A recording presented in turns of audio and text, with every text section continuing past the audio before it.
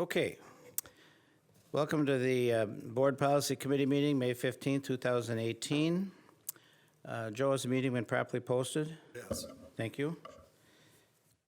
Now is the opportunity for citizens that wish to speak to this committee to do so. Are either of you going to address us? Yeah, come over by, actually, you can Grab one of those microphones and push it on. just turn it on. Yeah, a little button there. Protocol, just give us your name and address, and then you can go, Steve. My name is Steve Spence. I live in South Comanche Lane in the city of Waukesha. I am here tonight because I am interested in the proposed resolution on school safety, and I just received from Edna a draft of what apparently is on the agenda for tonight. I guess I'm not sure, and I know that I'm not supposed to have any interaction. We'll break the protocol on that. Quite simply, that's one of the ones we have given to us that we are going to discuss. It's not the one, Okay. Well, how does a member of the public find the one? listening tonight. Okay. Okay. Well, but let me give you my prepared speech. Thank you. Okay, because this took me aback when I saw this. I want to talk for a couple minutes about a school safety resolution that I had prepared that, at someone's suggestion, that at its core has to do with the assault weapons issue. In my opinion, as long as military-style assault weapons are available to the general public, there will be, from time to time, mass shootings. And if every time there is a mass shooting that takes place in a school, the only response from school officials is to implement more security measures. Not to say that that shouldn't be done, but if that's the only response, then sooner or later our schools begin to look like mini fortresses. Screeners and detectors and gates and armed officers and video cameras and active shooter drills and all of that, and they become not the safe place of learning that we should have for students, but they become places that are filled with apprehension and fear. That's the only response that we get from school officials. That's what's going to happen, and that's not what it should be. And so the ordinance that I had proposed earlier, that I had drafted at someone's suggestion, recognizes that funding for school measures is certainly appropriate. In the world that we live in today, no one can say that that's not necessary, but it also recognizes that in the long run, what we need to do is to get at the core of the problem, the heart of the problem, the availability to the public of these weapons, which I have to say this resolution doesn't do. But if we close the loopholes and we enforce the background checks and we make these weapons unavailable to the greatest extent possible, it's not foolproof, to everybody except the military and law enforcement, then it seems to me that in the long run, we're going to greatly reduce the possibility that these things will happen, as they have happened way too many times at Columbine and Sandy Hook and Parkland and at other non-school venues. It also seems to me, and I would think that school officials who are very concerned about tax levy and all of that should take note of this. It seems to me that if we do that, then some of that $12.2 million that it was suggested to the residents of the school district is necessary for security enhancements can be used to educate students rather than to protect them from harm. Think of that. I mean, that's what it should be. And so I guess this draft is a start. I think it's rather passive. I don't think it strikes at the heart of the matter. I would ask you to think of something a little bit stronger when it comes to military-style assault weapons, and I will be interested in hearing the discussion tonight. Thank you for your time. Thank you, Steve. Okay. And we have no other correspondence to speak of tonight. Okay. Our meeting is scheduled as a group of action items, and the second item on here, or the second chunk on here, is the readings that we had at our April. Wait a minute. Didn't we read those at the May board meeting? We read the, yes, we read the first reading, 7 through 15 on the agenda, came from the May board meeting. Last week. Yes, last week. The correction on our, Items 1 through 6 on the top are the action items for this Right. meeting. yeah, we have a correction on our agenda. It should be the May meeting, not the Okay.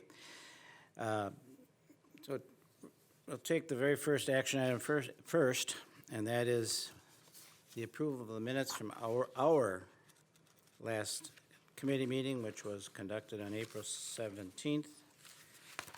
And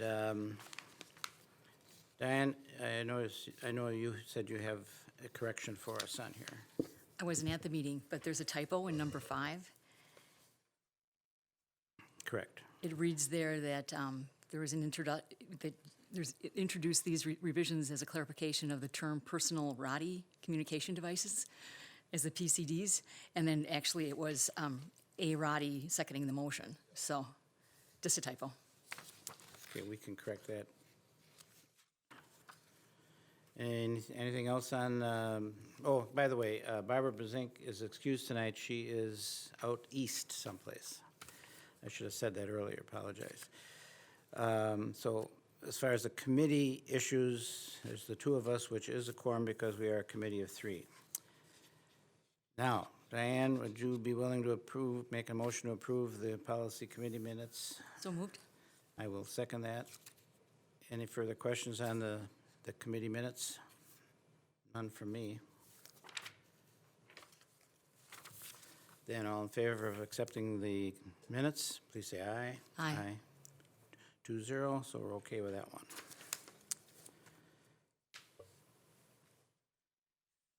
Now, our next item that is on the agenda, proposed resolution on school safety. This is a little bit of a different way of dealing with things because we aren't approving a policy. We're going to have some discussion on this and determine what we're going to take forward to the full board. It may not even be one thing. It may be more than one thing or adjusted things. So we have, I had it right here. It is right here. We had, the one that was in the packet was the resolution on school safety, as I believe was presented by you. Mm-hmm. Okay. We also had previously received one from Mr. Schmitz, which is here. We all received that in the packet, and we received one from, I think this came from Todd Gray, the one that was kind of a reduction of some of the things that was in the original one. Yes. So we've had several here. And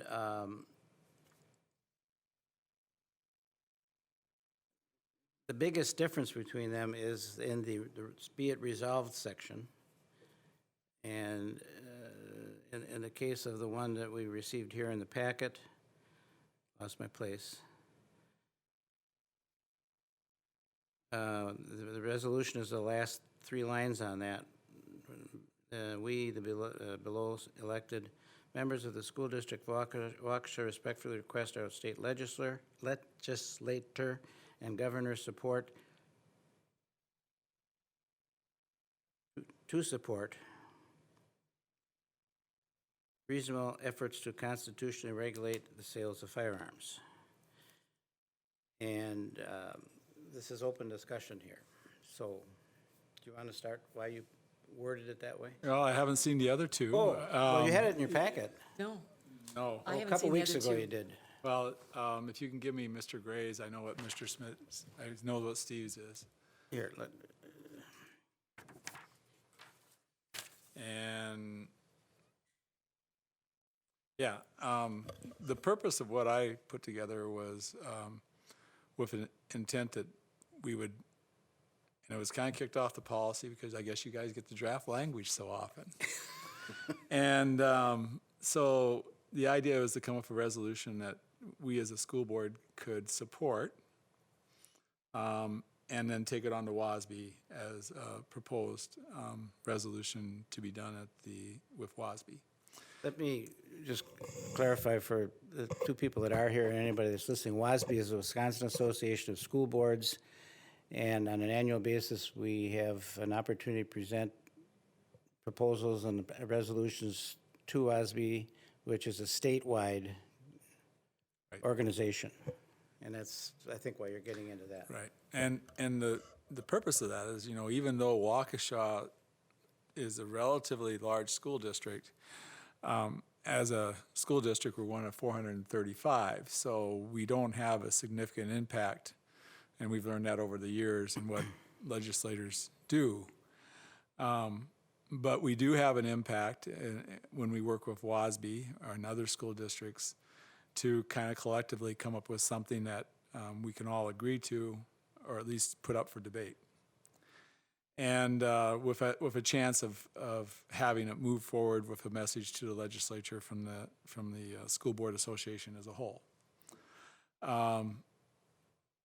To do that, you have to kind of walk the tightrope and make sure that what you put in front of them is something that adds value and will stimulate debate at the next level, and also stimulates action on the part of the people who can actually do something, our elected officials, the legislature, and the governor.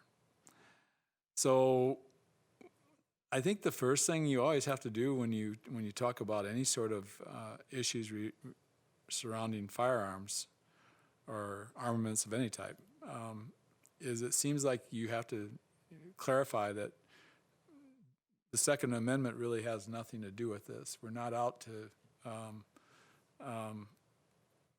a better understanding of the Second Amendment is one of the problems, that people don't fully understand what it's there for and the history behind it and the history of this nation regarding the regulation of firearms.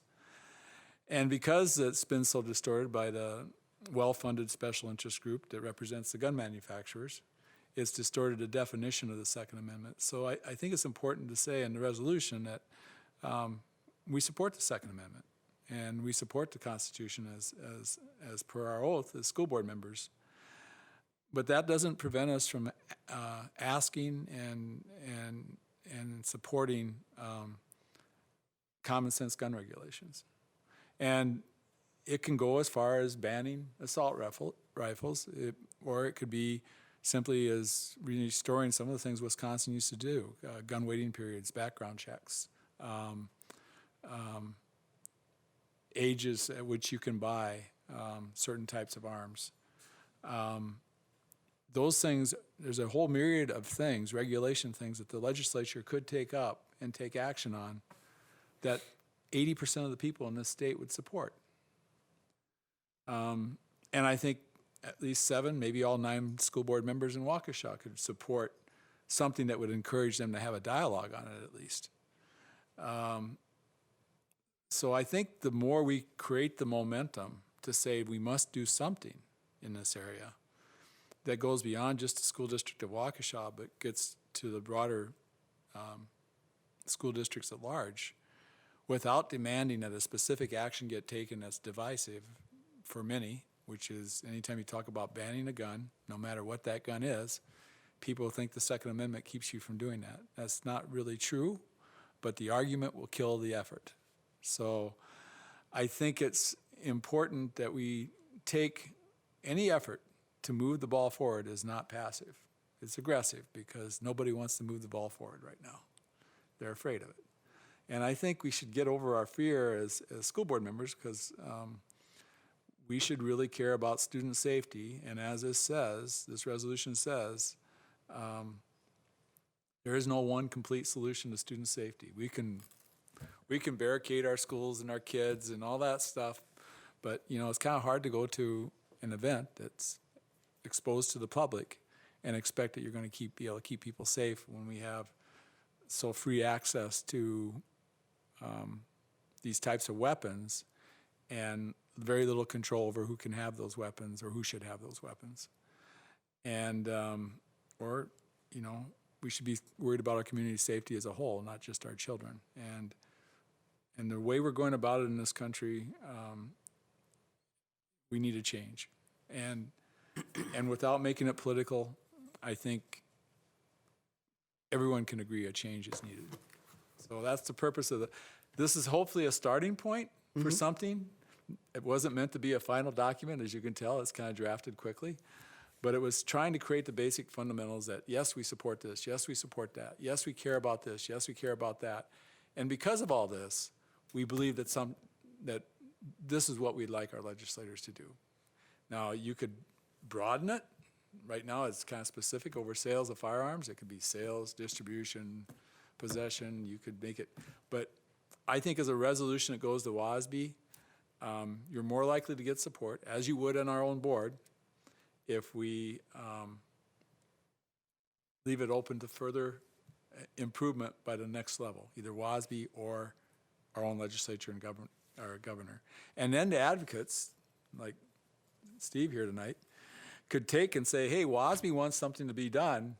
Here's what we think should be done, state legislators, state governor, because those are the people who can actually pass these laws. All we can do is try to provide some momentum to doing something. And I think that's what you're doing tonight, Steve, and those who are with you, and you're not alone. So is it a complete request to ban assault weapons? No. Is it anywhere as near as aggressive as that? The answer is no. But I think it's something that we can maybe get through our board with fairly broad-based support, and we can take to WASB and hope to have them support it as well. Thank you. Diane, do you have any particular things you would like to discuss on this one? I definitely think that, there is a need to make some statement about our concerns. Your comments were well stated earlier. That setting up mini fortresses isn't going to take care of the problem that could be breached, with someone coming in with an assault rifle and taking out the person at the guard station. So I definitely think that we do need to set up some format to be able to begin the momentum to go to WASB and try to make our voices be heard, and hopefully have the legislators in Wisconsin consider doing something about it. I have an add-on, I guess, is the way I would look at this. I have no problem with what your preamble, so to speak, was about and why we're getting to this point, and the whereases as to they stand. But I have a similar concern to the lack of specificity in the resolution itself. Respectfully request state legislature and the governor to support reasonable efforts to constitutionally regulate the sale of firearms is not adequate for me. It's a little bit too soft. It's things they should have been doing all along that they have never gotten into. So though I have no problem with what is said there, I would say that in my mind, I would want it to say more, either in terms of the 2 or 3 steps that were in the previous resolution, or the one that you have in front of you there, or at least to the specific problem of the assault weapons. We've got to put an end to that. And so the only problem I have with it is that it has to have something added to it that says up to and including the exclusion of assault weapons. That's the way I would prefer this to be. So other than the full board, I don't know what else we can say. Yeah, and I have no problem with attempting to make it stronger. I think when we get to the debate at the full board, we'll see where the temperature is of people as far as how far they're willing to go. I think that's the intent of what we're trying to accomplish here. And I think it'd be better if we did have broad support by the board. I think if we can't get broad support by the board, like unanimous support by the board, even if we send it forward with a majority vote with signatures of those board members that support it, would be okay as well. Which would be maybe a more aggressive approach, because this would be an attempt to try and get a unanimous support for the resolution, which I would like to see. But if we were trying to be more aggressive, we would maybe not have more unanimous support. Would it get through WASB that way, being more aggressive? That's the other part. And just sending something up to our legislators, we know how that goes. I mean, we know for a fact that they don't really pay much attention to little old Waukesha. So even though this one that Mr. Gray has is much more aggressive, the actual impact of it would probably be insignificant, because it's not something that we ourselves alone can do. And even if you have 20 districts doing it, you really need all of WASB behind it. Well, and I know that is a factor in here, getting all of WASB, because you're including a demography that will have more than one opinion on assault weapons and stuff like that, unfortunately. Well, I better not say that, but in my opinion. But Could I ask to? you may Could you ask. read that? Oh, Like, here. What that Okay, proposal if actually you'd is? like I'm for me thinking to the read it, people Mr. Yeah, here you would may like to read- know yeah, that as well. Okay, whereas mass shootings and gun violence in the United States occur all too frequently with devastating consequences for families everywhere. Whereas mass shootings in schools such as Columbine, Sandy Hook, and Parkland cause educators, parents, and students to be concerned. Now therefore be it resolved that the Board of Education of the School District of Waukesha urges legislators and officials at the state and national levels to take the following steps and to do as expeditiously as possible. 1, ban the sale and/or transfer of military-style assault firearms with high-capacity magazines. 2, diligently enforce laws and regulations on background checks and waiting periods as they apply to the sale and purchase of firearms. And 3, close loopholes in existing laws that allow sellers and buyers of firearms to circumvent regulations through transfers accomplished privately or at trade shows. Be it further resolved that the Board of Education shall send a copy of this resolution to Governor Scott Walker, Senators Tammy Baldwin and Ron Johnson, Representatives Paul Ryan and James Sensenbrenner, and those Wisconsin legislators whose districts include some or all of the Waukesha School District. Now, that's what it says, may I add, there's nothing saying we couldn't do both resolutions. One where we'd take forward the WASB that's a little bit more broadly, and one that we'd adopt that we could send as per this. I mean, we could do Actually- 2 different resolutions quite, Actually, that's interesting, because I was wondering about that in my brain, because there's two other things that bother me. One is expeditiously, we could do one. WASB means 7 months from now, and that's inadequate. Well, inadequate if we're talking about expeditiously. Slower So paced. bringing forth 2 things is not unreasonable to you, no. nor me. They're very, different in terms of their intent. And I think the one is to get the legislators to look at this matter now, and the other is a broader policy that get broader approval, throughout WASB. Yes, that's correct. And I would say that, given the nature of how our legislator works, they don't do anything fast. We could ask them to do it fast, and this is good for us to push for it to be done fast, but it's worth, in addition, taking the extra time to get WASB behind the other one, Yeah. because things don't The move. WASB one was going to have of a different nature, though, because, again, you're talking about 400 and some odd delegates at a meeting in January that will have significantly, probably significantly different emotions around this one, And opinions. And we should be, this will go to the WASB whatever, and then they'll modify it, their committee. They will, And, which is another reason why I would like to get one that's at Waukesha one. right, but we can do both. And if we do the Waukesha one, I wouldn't say this is necessarily one that go through WASB, because I don't think it would easily That's the one with the specific, 1, 2, 3. specificity and, Yeah. but I do think that, we can send 2 to WASB if we want to. I mean, there's nothing that says you just send one proposed resolution. We can send both. Well, I believe that they are going to be getting proposals from other districts as well. I can't imagine that the school district of Waukesha is the only one that's going to. well, there's been make a 1 or statement 2 on this. others, I know. So I don't lose that one. I will see to it that you guys get one. I apologize. I assumed that these were in the packet previously, but that's okay. The other one was, the one that was Steve Schmidt's rep. Everybody got this one. Yes. Maybe you weren't on the board yet. I'm sorry about that. Well, I marked that one up. I'm not going to let you have that one, but we'll get one to you. Okay, so the plan, Joe, would be to bring this subject to the board at the next meeting, a couple weeks, and present it in a similar similar environment. Does that make sense? It is an action item tonight, so.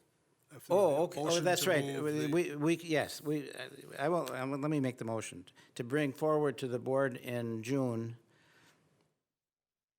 the 2 that we presented here tonight. That's the end of your motion? That's my motion. I can second it. Okay. Any further discussion? And we can vote. All in favor, say aye. Aye. Opposed, no. Got it. You okay? Yeah, I'm okay. I can Good. go now. Thank you. Yeah. Okay, you're not gonna stay for the rest of it, Kirk? No, I prefer to watch it at home. Thanks. Have a nice evening.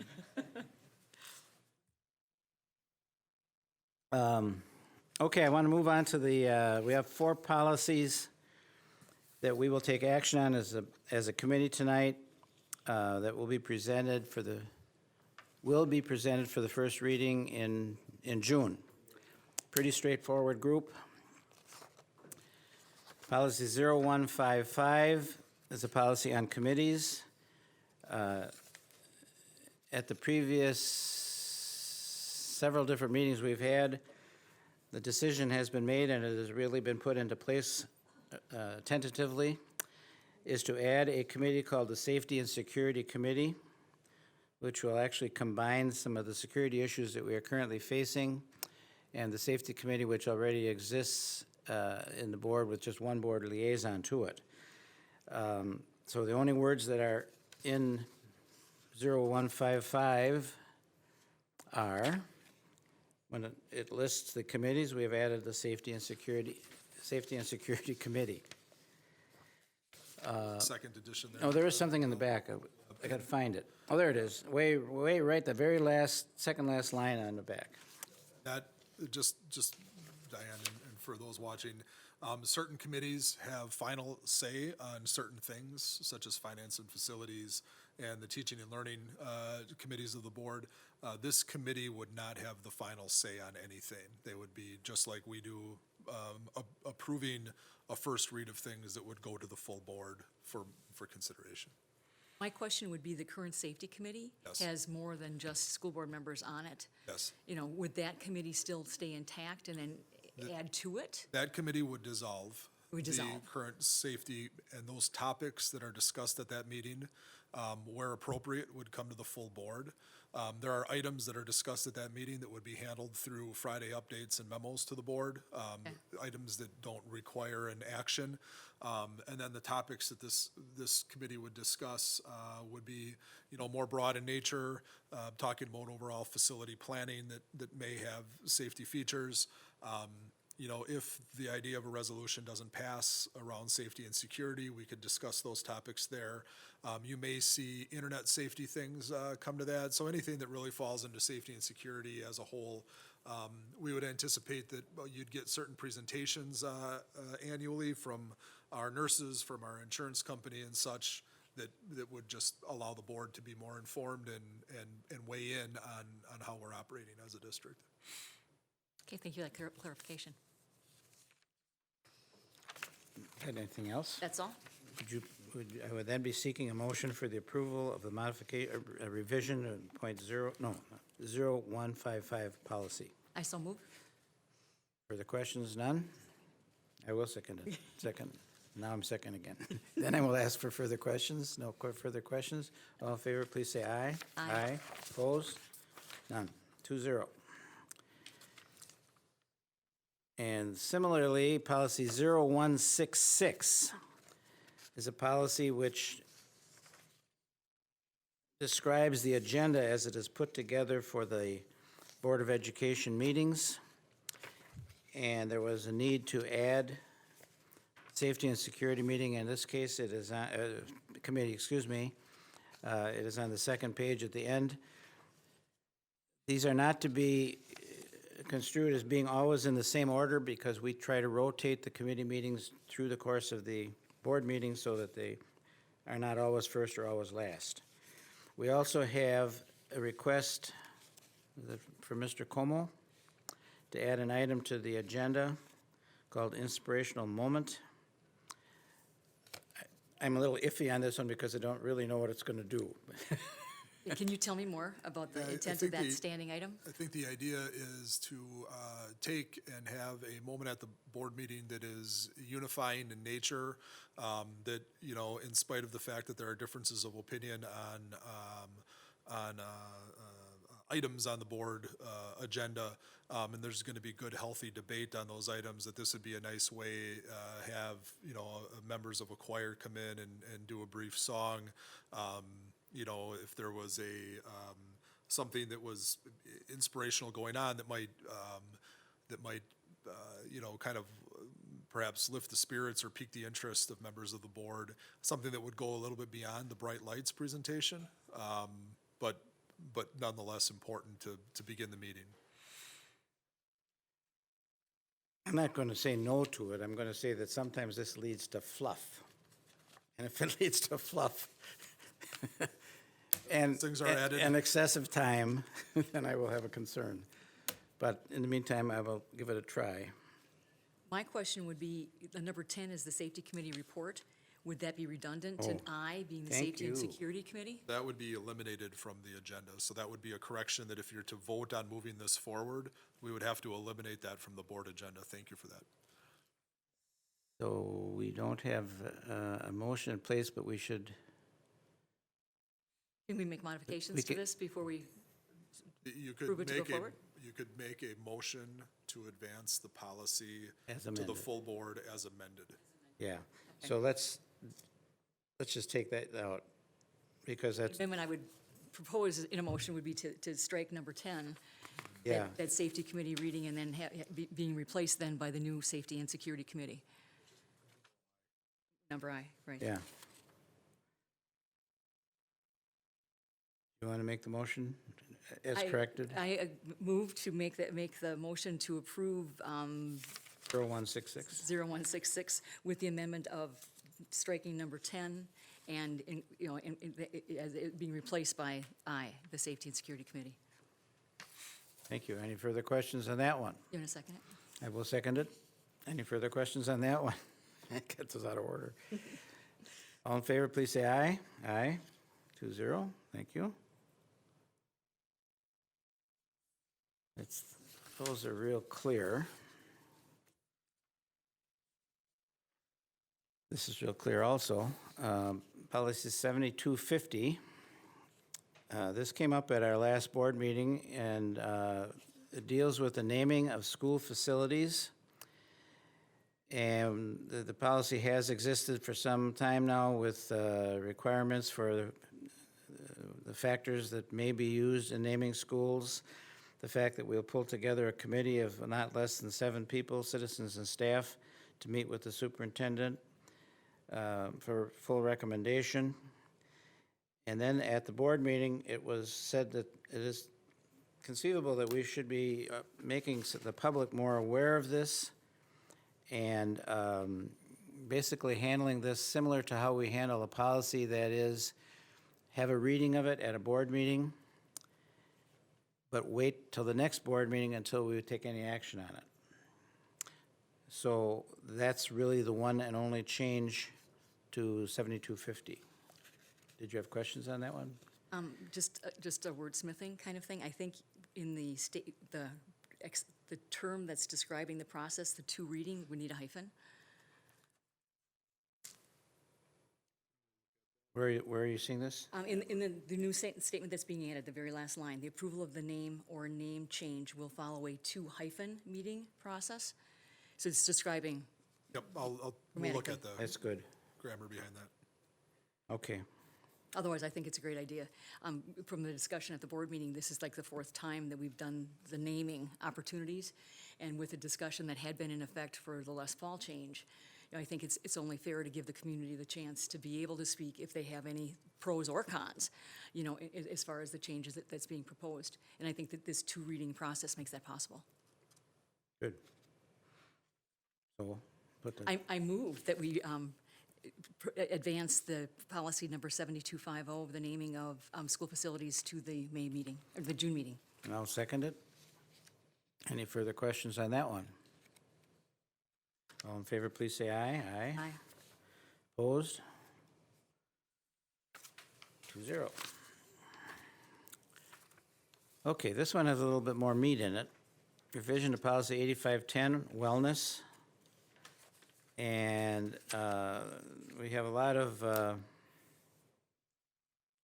information brought up here, which is really about following USDA regulations. It's updated for two primary reasons. First, the policy language is revised to draw attention to the required elements of a wellness plan based on the USDA regulations from 2016. Secondly, the policy is revised to incorporate substantive updates to the wellness plan requirements occasioned by those regulations. Specifically, policies must identify goals of wellness with particular attention to evidence-based strategies, that is, strategies and programs with the effectiveness of which can be demonstrably illustrated through empirical evidence. Wow.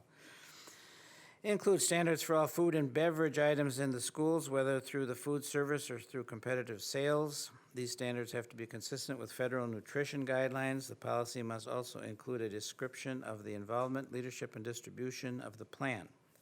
I believe that plan is that our plan, or is that the USDA plan? It's a combination of both, and I'll get into a little bit about what's included in. Okay. The district must involve community stakeholders and develop specific goals and initiatives unique to the district. Furthermore, the policy must be reviewed and its effectiveness evaluated at least every 3 years. That's done within the district, right? Yes. Finally, the district must have certain documents available for review by federal officials when requested. And Joe, is there anything you want to point out that was kind of hot? Because this is a long discussion. Yeah, so this policy, when we adopted the Neola series a year and a half ago, we stayed with the Waukesha policy at that time. We did not accept the Neola policy. We had a unique staff and student wellness program. As time has gone on, we've gotten increasingly more, I guess there's more regulations from the USDA that we need to follow. And we've also had some changes to our wellness program in the district where we're really focusing on students as the main core of our effort, which the USDA requires.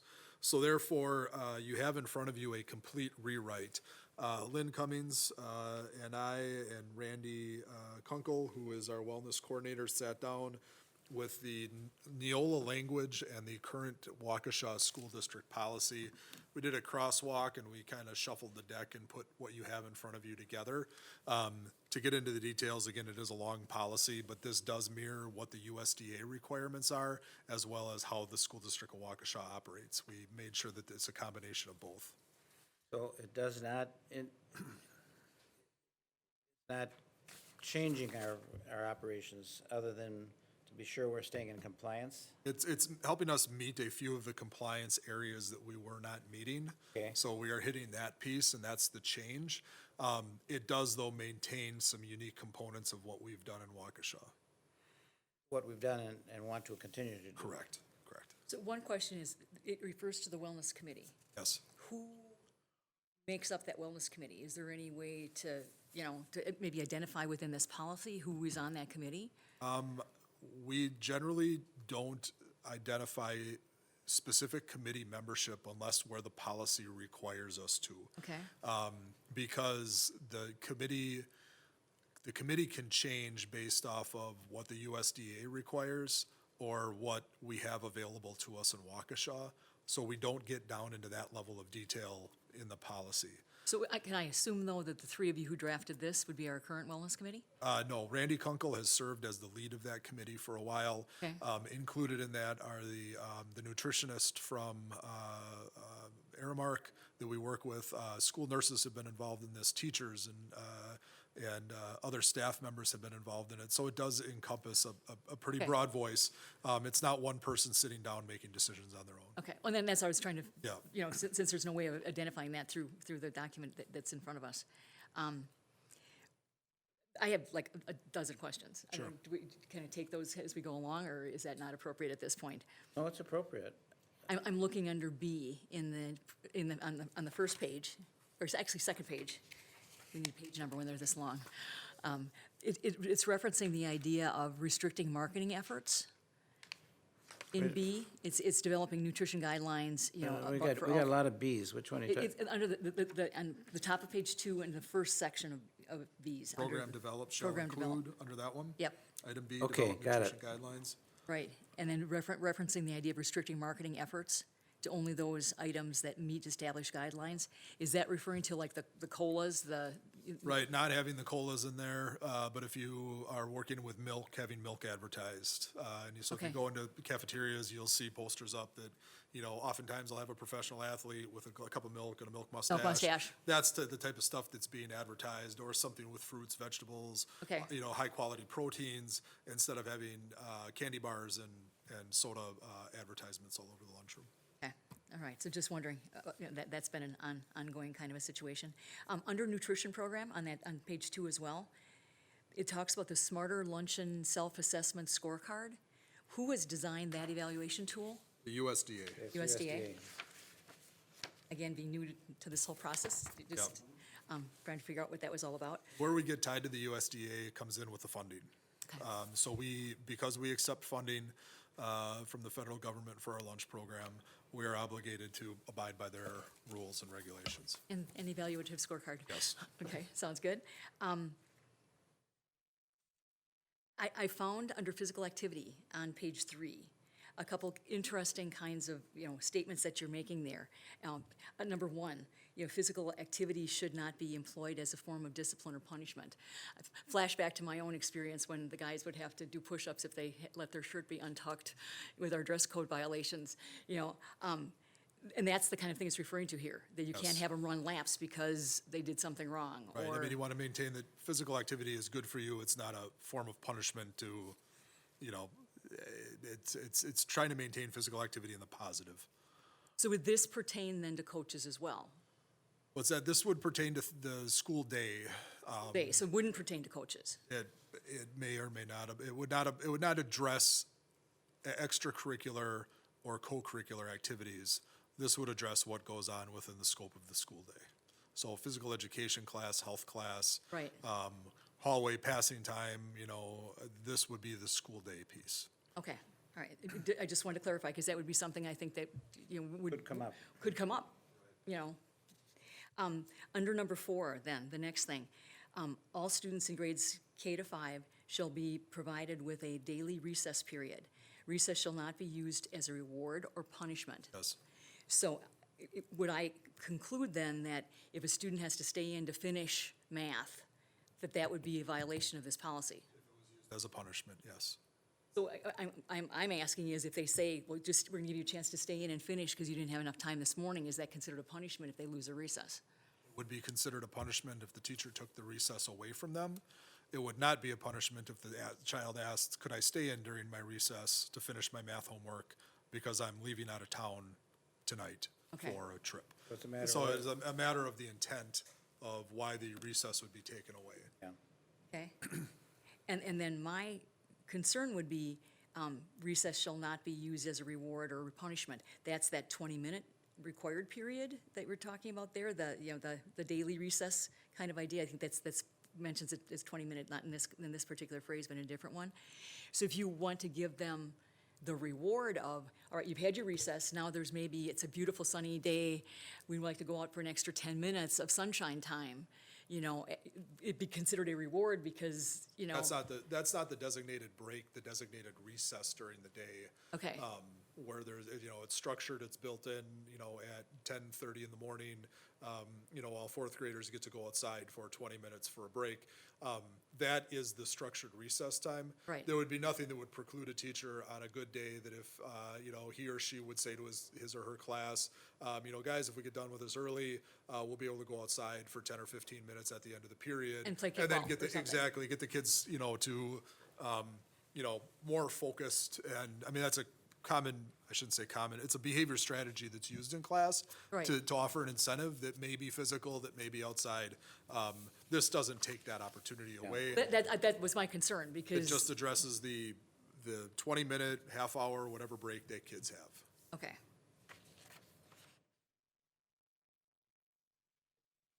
All right, then we're up to page 4. In other school-based strategies for wellness, item C, there's a reference to schools may demonstrate support for the health of all students by hosting health clinics and screenings and encourage parents to enroll their eligible children in Medicaid or in other children's health insurance programs for which they may qualify. Yep. there is some discussion now about the federal funding available for that. Does this encourage us to be looking for that federal funding? You know, it'd actually be the state level to be encouraging, you know, that expansion. Yeah, this doesn't take an advocacy position. Okay. We do dental screenings, we do vision screenings for students. We have people who act in, you know, community liaison, social work type roles, where they're providing parents with information as to how to get their child covered with health insurance. We do have a number of kids that are, you know, in and out of our state for a variety of reasons, just based off of what the family need is. So this just says that, you know, we are making these efforts in the area of wellness. It's taking no advocacy with a lawmaker on expanding Medicare or seeking additional funding for Medicare where it doesn't currently exist. Okay. I just was surprised to see the Medicaid reference. Yep. Okay. I think we're good with that one. I thought H was under additional strategies for consideration.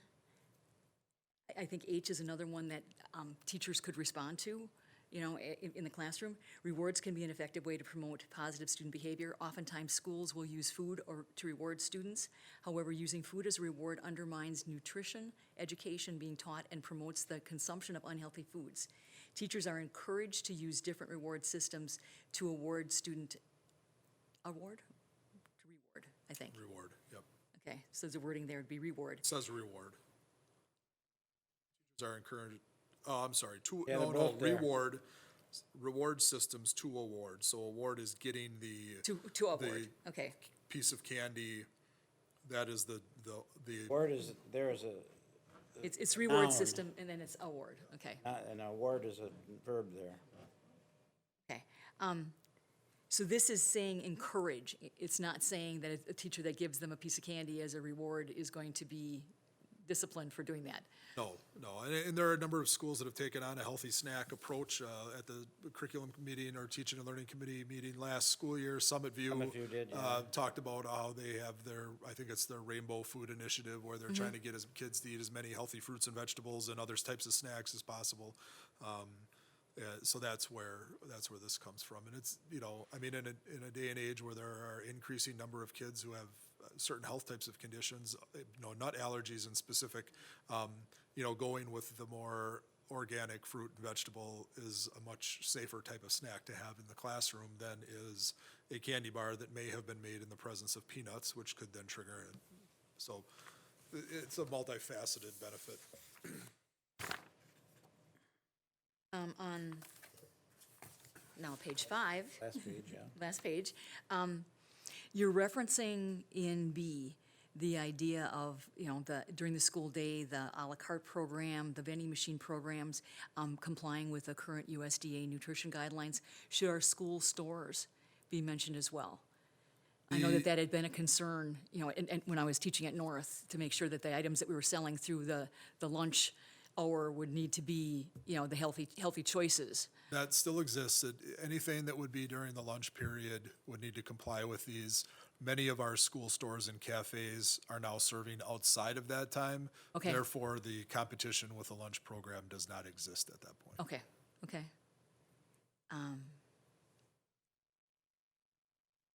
I had been very actively involved in student fundraising kind of options that we would be bringing to the lunch program when I was working with my adaptive business program.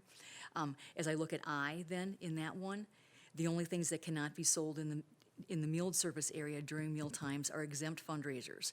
So exempt fundraisers are fundraisers that sell foods or beverages that do not meet the Smart Snacks guidelines. We used to sell like big pickles and some other things like that along the way, like Rice Krispie squares, you know, just a variety of different kinds of things that the kids were able to make and serve.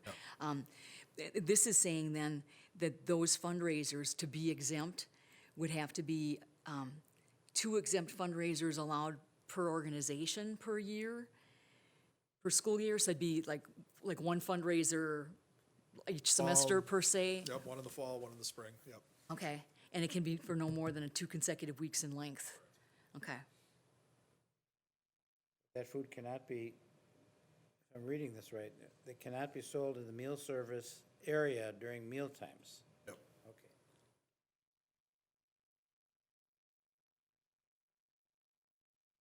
And so this would basically wipe out the whole fundraising activity that we did and the service projects that my adaptive business students had done. Not be able to sell cookies during the lunch period that don't comply with a smart snack guideline. That's candy bar is the same. That doesn't say that you can't sell them outside of the lunch period. Okay? It does impact, though, the lunch period during the day. So it would not be, would not be an option to, And again, our hands get tied based off of the USDA rules and that's where this is coming from. it's coming from. The other thing you used to sell is popcorn. Would popcorn fit? I'd have to look into what, the USDA, we've talked about this at a few other meetings, USDA and FMLA type things, they seem to change their rules and regulations every 2 or 3 months. And so we make policy changes every 2 or 3 months based off of that. So, Okay. so I'm sure that list is constantly in flux. Okay. It? Yep. I'm seeing that this was like reviewed in 2004 and now, every 3 years, 2017, it was the last notation here, that it's, But with our new arrangement with this Neola company, we are doing things more often and more completely. So it's a good thing.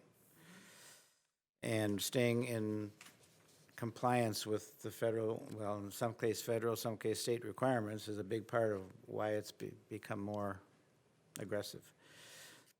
So, are you ready to make a motion on this one? it's loaded, like you said. It's definitely loaded with all kinds of things that are there Yeah. that I think, should be given, serious consideration in terms of what, the statements that are made that are going to definitely impact the way a lot of things are currently being done in the classroom.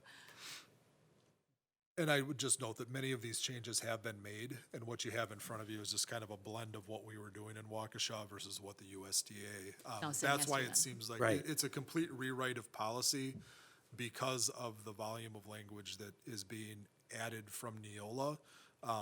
But in substance, our district policy met many of these standards prior to. Want to make a motion? I can make the motion to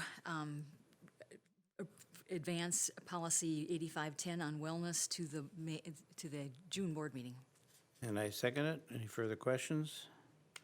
Seeing none, all in favor, please say aye. Aye. Aye. 2-0. Nope, no, nobody. Okay. Those are the action items. We had, I think, 9 policies that we brought to the board for first reading a week ago. They all went through the board meeting without any particular issues. Diane, I think you said you had a question or two on these, or maybe not, I don't know. I do, on 7540, Okay, and since I'm also on the technology committee, and we haven't met yet, my one question is, who makes up the technology advisory committee? And then as I was reading, it looks like they've used the Waukesha One SAIL team as their, technology advisory committee group. And then I'm guessing our district technology plan then would be the Waukesha One rollout and implementation plan? We talked, we have a statutory obligation to redefine that team to a degree. Okay. And so that's where you see a box, it's the second box that's checked on the first page, or I'm sorry, the second paragraph where you'd see the X. The superintendent shall create a tech advisory committee to oversee and guide the development of the district tech plan. The superintendent shall appoint individuals to the advisory committee that include representatives of all educational, administrative, and business operational areas in the district. We do need to add membership to that committee, which is what you will see, upon the approval of this policy, you will see an administrative guideline developed. And that administrative guideline will be Todd's rules, as we've discussed in the past, on how this committee then will sit as membership. But based off of what's in policy here, business and operations need to be represented on this committee, administration needs to be, and the current Waukesha sale plan or sale team for this doesn't completely meet that definition. All of those? Yes. Okay. All right. That was my question, is that, you know, just sort of was like accepted and approved, and I didn't know what the makeup of it would be. That committee is, the Waukesha Sale Committee will continue its work, but this will sit alongside of that. Would this be implemented in the fall then? Or This will be implemented as soon as the board We have approves to the approve this policy. policy, and And then then that. we step- operationalize those the steps will go into policy. pla- There'll be some planning going on then. obviously, the sale team would be operating early that- June. The sale team is operating as it exists. Right. This committee then would be developed after the policy is approved. Right. Okay, That clarification? okay, anything on 754002? I didn't know what OCR was on Office the, of Civil Rights. I looked it up. Okay. But maybe to spell that out, you know, in the explanation cover page, when it's presented to the board? Or does everybody know that? Is that a common acronym? I will tell you that I asked Lynn the same question. Okay, but I think, rather than use an acronym, if we can explain it. We it might- we should probably do that once in this document, yes. Someplace, unless it's in our, it might also be up in our, we have a, what do you call that, at the beginning of all of our policies where we have kind of a dictionary of terms? Glossary. I do not know if it is listed in the terms because the Office of Civil Rights does not appear all that frequently in policy. Okay. But we can put it right in one of the policies, It would just be and then in parentheses. based off of, it would really just have to be in the write-up of the description. Right. The description, exactly. Yeah, So, let's do- yes, I will have Lynn make sure that when these things get created, that we double-check each other and make sure. It is a very common term in our office, and that's why it got slipped through. I apologize for that. Okay. Personal communication devices and other than cellular telephones. Any questions on that one? No, Okay. 5136.02, which is the cell phones. and I don't have anything there either. Okay. Oops, skip one here. I might have been getting tired because it's getting down to the bottom of the pile. Okay, 5136 electronic equipment. Whew, that was one with all the dark ink.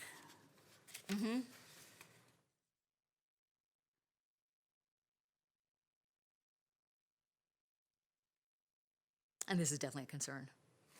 This is definitely a concern, you know, like the All the stuff electronic out equipment. there that they and- can, Yeah, yeah.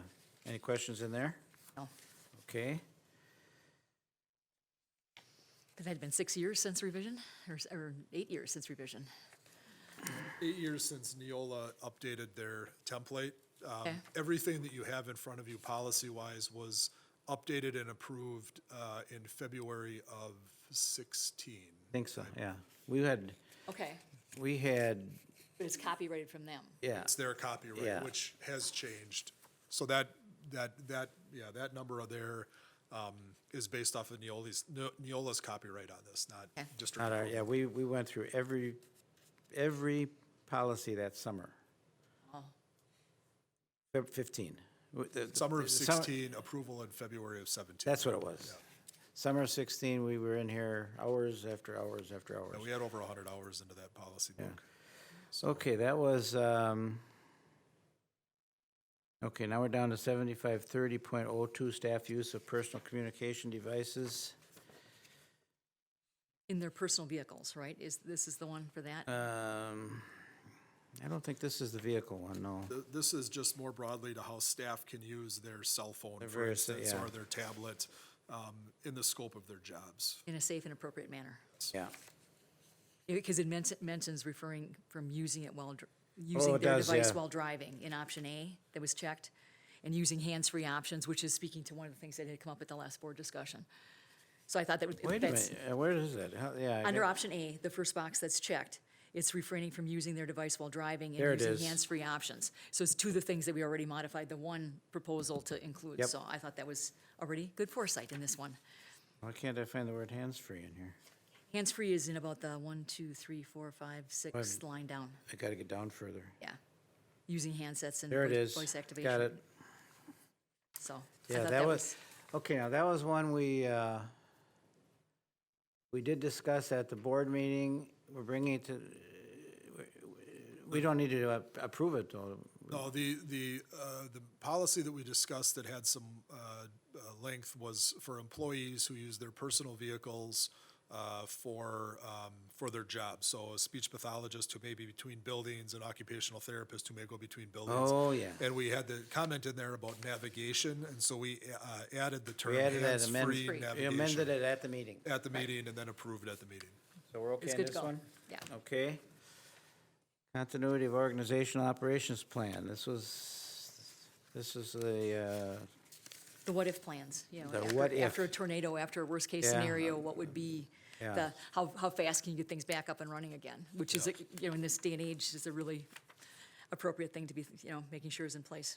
really the only thing we did here. This is a required policy as it is, and we just picked the at least once every 3 years at the bottom. Yep. And this isn't necessarily a required policy. Oh, it's not recommended, huh? It's a, you know, I guess I'd say it's the beginnings of an insurance policy that the board is directing the administration to do. Okay. You know, given everything that we talked around about school safety and some of the comments that were made about, you know, assault weapons and such, you know, that is something that we are now taking into consideration and as we go forward. I mean, there's, you know, a lot of different things that we have to think about in the scope of public education today than we did even 5 years ago. I don't remember if the question was asked at the board meeting or not, but who as a team or unit is going to be working on this? I will begin the drafting of this, and then I will bring that to executive cabinet. And then beyond the executive cabinet, we would be looking at our district and school administrative teams. Okay. You know, Because we have to do a school one each. Yeah, the plan would involve, you know, a logistical study of the district, an enrollment study of the district. Not anything new, and when I say study, I mean just reviewing numbers and, you know, if an elementary school were to go offline, if a high school were to go offline, what plan would you put in place to continue the learning of those students as quickly as you possibly could? Those are the things that need to be considered, all the way up to, you know, as a district, should something ever happen at a board meeting, where the Board of Education was Yeah. impacted, how would you go about maintaining the business of the board absent a Board of Education? So Seriously, that's, there are certain times of the year, the fall of the year, when the budget is set and approved and the tax levy is set. You know, that would put the district in, you know, an interesting position, and we'd have to reference appropriate laws and such to allow us to continue forward. yeah, that's a really good point. Like, how would, you know, you know, Yeah. a what-if plan, how would you go forward? Okay, 8305 is security of information we have in the district. This has also been reviewed by Steve, right? That's correct. This, all the technology stuff goes through Steve, just like HR would go through Chris and Yeah. curriculum would go through Jody and members of her team. This is a new policy, Yes. and I think was reviewed by, as you said, Steve. This is the second time in front of committee. Discussed adding at least once every 5 years so that we were, you know, addressing what periodic Right. meant. Clarifying Steve's title in this policy, those are the real changes. Then the other language that was presented to us by Neola was just accepted as was written. My question is, I was reading this on the last page, it refers to AGs, Administrative guideline. administrative guidelines. And that is defined, the policy book has a definitions page, and you will see what an administrative guideline is in that definitions. I knew it was just another acronym I didn't know about yet. So all I right. just wanted, as long as I had a person Oh, that would be willing to absolutely. answer, thought I'd take advantage of it. That's what you'll notice in this policy book, just to expand on that a little bit, is you'll see the term superintendent referenced. In the Neola book, superintendent as written also means the superintendent's designee. If you see a policy on curriculum development where it says the superintendent will develop, the superintendent can delegate that responsibility to the person who's most appropriate, but we don't get into a long discussion of who that may be in policy, and you'll notice that that's a definition as well and how that's applied to this. So like when they say that the superintendent will design the tech plan, that could be delegated to the, the appropriate person, that would be a specialist in that area. I would confidently bet you anything that Todd would pass that along to Steve Schloman to, Right. Yeah. best use his judgment to put that. So whenever it says superintendent, it means or his designee. And or his designee. Or her There designee. is- His or her. There is a series in the policy book. It is the 1000, I believe it's the 1000 series. And all the policies in the 1000 series address the superintendent. And so when you see superintendent in there, 99 times out of 100, that is referencing just the superintendent of schools.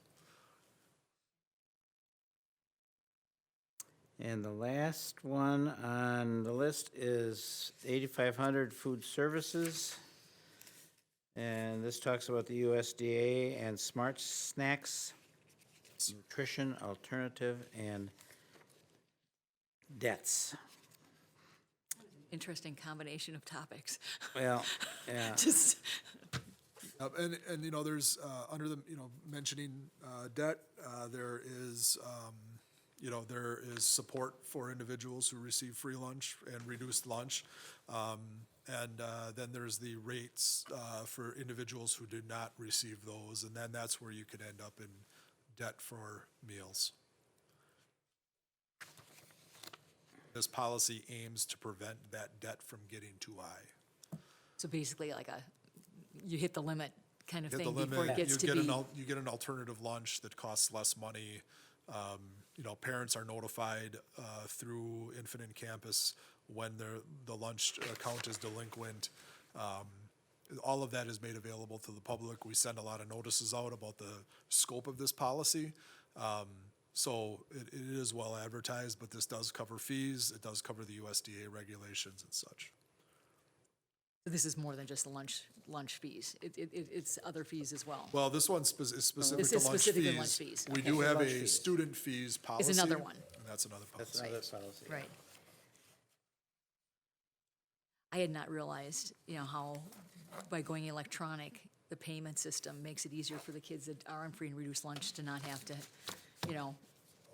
A lot of the identifying stuff that used to exist no longer yeah. exists. And again, I hadn't even thought about that as being a really positive kind of a change. So those, whatever there were, 9, I guess. They're 9. Counted them for me, thank I you. did. Okay. We have no real changes in there that we have to present back to the group, and we'll be presenting those at the June board meeting, at the second reading and for approval. Right? Right. Okay, that actually concludes that whole group of policy items. We have no information items. Recommendations for future committee meetings, anything we want to add that's come up? I don't have a whole lot coming. We are going to get the Neola, I shouldn't say I don't have a whole lot. We are going to get a Neola meeting with Richard Zimmern in the next couple of weeks. I anticipate another 45 or so policies that'll be coming our way that we'll be entertaining during the first semester of next school year. And then you remember we get that other update in, December, and we'll entertain those then in the second semester of next year. So, Thanks for all that good news. hey, here for you guys. Anything else?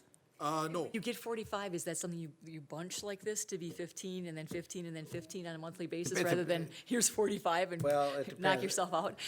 Sometimes they can be grouped with reason.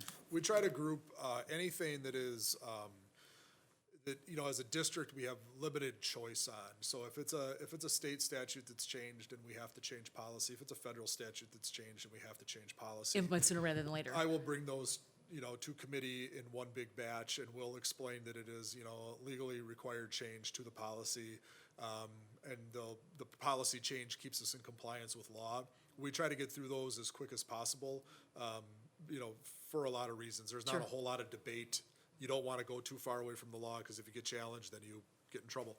But then we get into a number of policies that we are able to put our twist on in Waukesha, to really match how we do business here. Like the And one, like what you see in front of you tonight, those are generally policies that take a number of meetings to get through and to go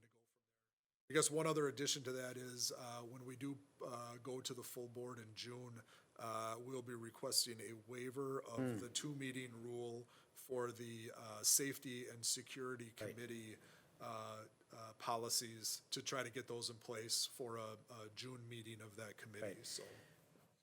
Just explain Oh, that, Diane. okay. If we have a situation where we don't want to go through the 2 months delay for some urgency or just because it makes good sense, we have a motion has to be made to waive that rule. And a waiver requires 2/3 of the vote. Of the 9 people, you'd need 6 to approve a waiver of it. And then we would, once approved at the waiver, then you can vote on that policy that night. so we would just pull policy 0155. That one would be dealt with separately. Sure, that makes sense. Well, yeah. I don't know, I'd have to look at the calendar to see whether it would affect agenda or not, I don't know. It would affect both. Yeah, I think it would. It would affect both committee and agenda. Yeah, we could group those, though. Put those two together in Yeah. that kind of a Or motion. just do all 4 of them separately and be done with it. Other? I do not have other. I'm just happy to get through this. Therefore, we will meet, I didn't bring my calendar down, let's see, I would guess it'd be around June, Tuesday, June 19th, it looks like at the bottom of the agenda. oh, it's on there? Yeah, of course it is, always is. June 19th, thank you. We're done, adjourned.